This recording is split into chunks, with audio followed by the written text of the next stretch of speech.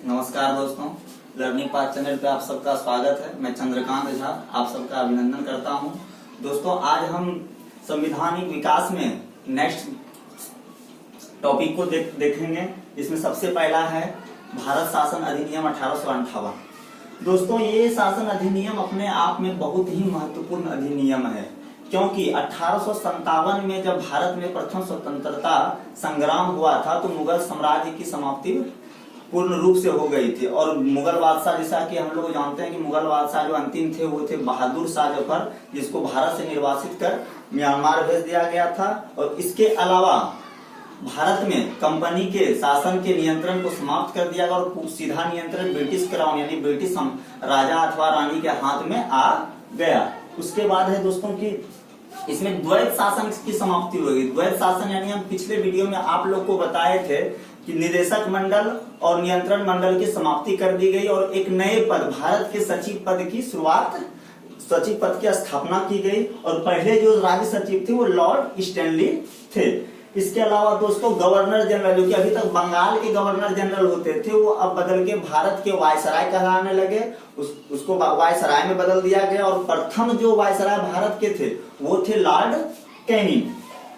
तो ये दोस्तों मुख्य पॉइंट सब भारत शासन अधिनियम 1858 का है। उसके बाद जो शासन अधिनियम है दोस्तों वो है 1861।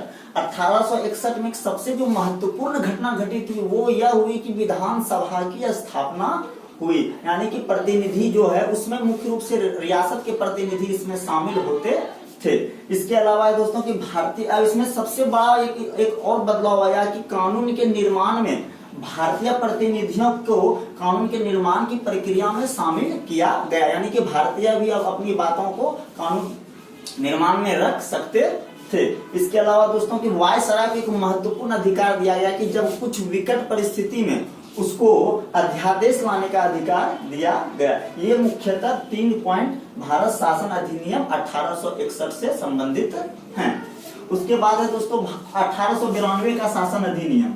1892 के शासन अधिनियम में एक सबसे जो महत्वपूर्ण चीज थी कि इसमें निर्वाचन पद्धति की शुरुआत हुई, यानी कि इसमें जो है अब निर्वाचन पद्धतियों के द्वारा प्रतिनिधियों का चयन किया जाने लगा। लेकिन वो निर्वाचन पद्धति आज के संदर्भ के टाइप की नहीं थी, बल्कि उसमें कुछ विशेष व्यक्तियों को निर्वाचन का अधिकार दिया गया था। और स्थानीय स्वशासन का आरंभ हुआ। केंद्रीय विधानमंडल की संख्या कम से कम 10 की गई और अधिकतम 16 की गई। केंद्रीय विधानमंडल जो कि आज के समय जिसे सांसद है लोकसभा राज्यसभा, उस समय विधानमंडल को देश स्तर पर बनाया गया था, जिसको आप स्टेट ऑफ काउंसिल भी कहा काउंसिल ऑफ स्टेट भी कहा जाता है। इसके अलावा केंद्रीय विधान परिषद में भारतीय सदस्य को प्रथमवार बहस और प्रश्न पूछने का अधिकार वार्षिक बजट में दिया गया। तो दोस्तों ये मुख्यतः 1892 के शासन अधिनियम से संबंधित कुछ पॉइंट हैं। उसके बाद है 1909 का शासन अधिनियम। ये दोस्तों एक ऐसा अधिनियम है जहां से भारतीय व्यवस्था में बहुत ही ज्यादा बदलाव आया, जिसमें सबसे पहला लिखा हुआ है कि मार्ले मिंटो सुधार कहा जाता है। अब इसमें देखिए 2 नाम है, एक है मार्ले एक है मिंटो। तो लॉर्ड मार्ले जो थे वो इंग्लैंड में भारत के सचिव थे, राज्य सचिव थे, और लॉर्ड मिंटो जो थे वो भारत में वायसराय थे। तो इन दोनों के ही नाम को मिलाकर इसे दिया गया। तो सबसे पहला चीज इसमें जो सबसे महत्वपूर्ण हुआ कि भारत को धर्म के आधार पे बांटा गया, यानी मुस्लिमों को पृथक निर्वाचन का अधिकार दिया गया। लेकिन इसमें और भी एक महत्वपूर्ण बात ये थी कि उसमें मुस्लिम मतदाता ही भाग लेते थे।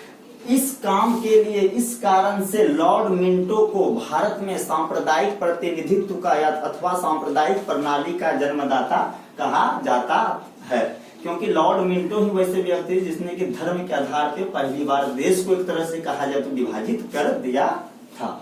उसके अलावा सार्वजनिक विषयों पर प्रश्न पूछने का अधिकार था। सत्येंद्र प्रसाद सिन्हा पहले भारतीय व्यक्ति थे जिसको वायसराय की कार्यपालिका के वो सदस्य बने। इसके अलावा दोस्तों विधानमंडल के आकार एवं शक्ति में वृद्धि हुई। केंद्रीय विधान परिषद के सदस्यों की संख्या 10 से 60 कर दी गई।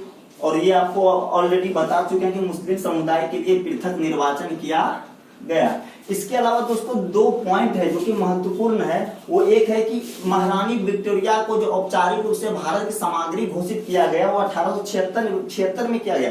ध्यान देने वाली बात है कि 1858 में जब मुगल शासक को समाप्त किया गया, मुगल शासन भारत में पूर्ण रूप से समाप्त हुआ, तो उसमें ब्रिटिश क्राउन अथवा ब्रिटिश के राजा या रानी के हाथ में शासन हुआ। लेकिन भारत की जो सामग्री घोषित की गई, सामग्री मतलब सम्राज्ञी यानी कि महारानी जो है वो विक्टोरिया घोषित की गई। वही इसी विक्टोरिया के स्वागत में कलकत्ता में विक्टोरिया मेमोरियल बना था, इसी के सम्मान में। और ईस्ट इंडिया कंपनी की औपचारिक समाप्ति 1 जनवरी 1884 को पूर्ण रूप से भारत में उसकी समाप्ति हो गई। तो दोस्तों ये संवैधानिक विकास के मुख्यतः आज हम शासन अधिनियम तक चले। उसके बाद जो आपका है दोस्तों वो 1919 का है, नेहरू रिपोर्ट है, साइमन कमीशन है 1935, जो कि एक बहुत ही महत्वपूर्ण है, जिसे कि भारतीय संविधान का एक प्रतिबिंब कहा जाता है। इसका दोस्तों हम नेक्स्ट वीडियो में आप लोग के साथ चर्चा करेंगे। आज का वीडियो कैसा लगेगा कमेंट बॉक्स में आप हमें जरूर बताइएगा। कृपया इसको लाइक कीजिएगा और शेयर कीजिएगा और चैनल को सब्सक्राइब कीजिएगा। धन्यवाद।